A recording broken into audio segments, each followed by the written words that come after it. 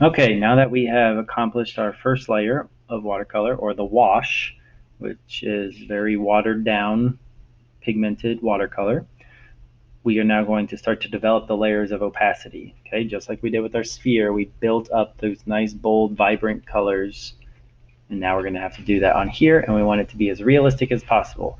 So you need to really pay attention to exactly how you see things. For me, the shadow is on the right-hand side, so we can see how that's a darker value.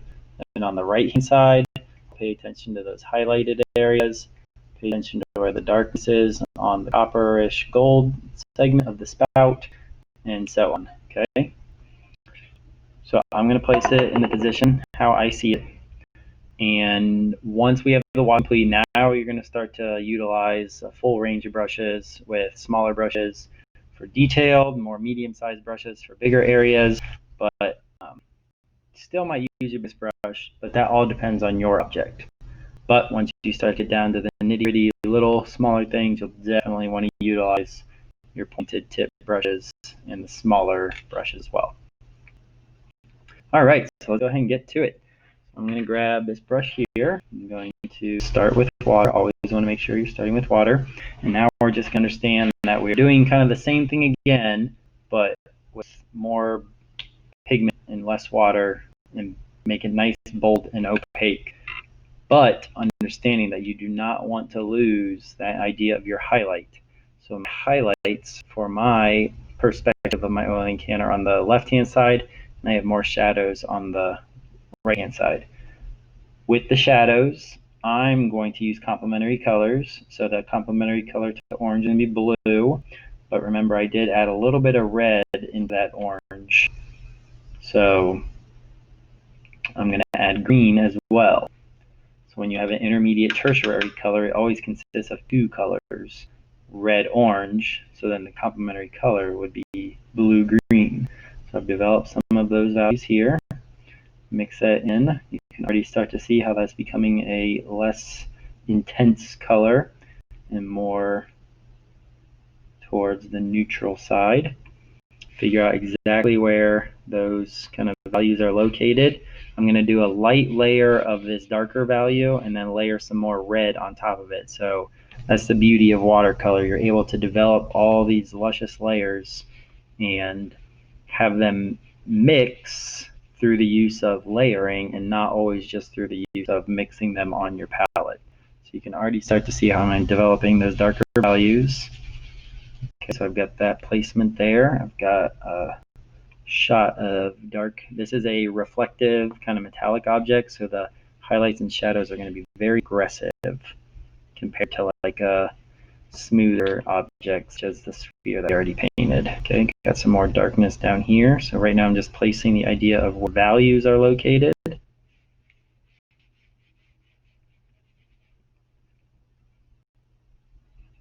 And continue to develop that.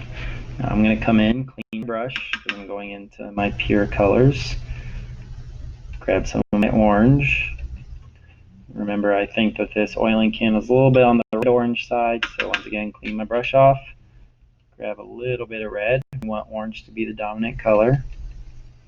This time, less water, more pigment or paint. Now I'm going to come in and really start to intensify that value. The first layer of the wash was really just understand the idea of color placement, getting right up against the edge, and developing those ideas of where the value in color will go. Still avoiding the area where it's kind of scratched the paint off with the silver.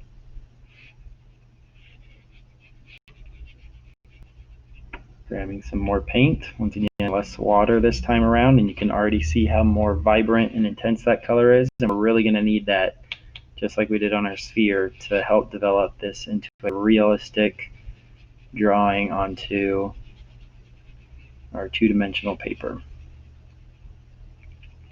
Okay, you're going to also notice how I'm going like in the shape of the object. So I'm kind of going down this way, coming down the middle, and then going out this way. Kind of also how the highlights and shadows go. So you can see this big highlight right here goes straight down with the shape of the object. And then if I kind of twirl it, you can kind of see how those lines are staying exactly where they are. And that angle is with the angle of the object. Okay, so that's how I'm kind of working with my paint. So not only is the color and value going to help intensify the idea of three-dimensionality and realism, so is the idea of the direction that you make your marks. Also has this kind of swooping vibe to it. Since it is a round cone, this object is a three-dimensional cone or a form. Grab some more orange.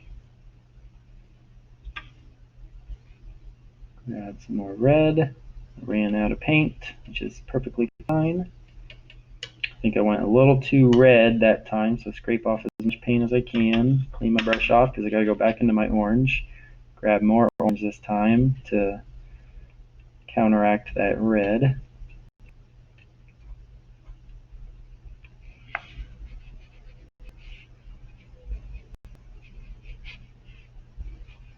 There's some highlighted areas. Once again, I want to keep the integrity of the highlighted areas by avoiding that portion with the paint so it stays kind of transparent and more highlighted.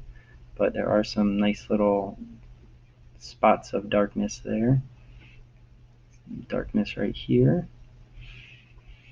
Some darkness along the edge over here of color.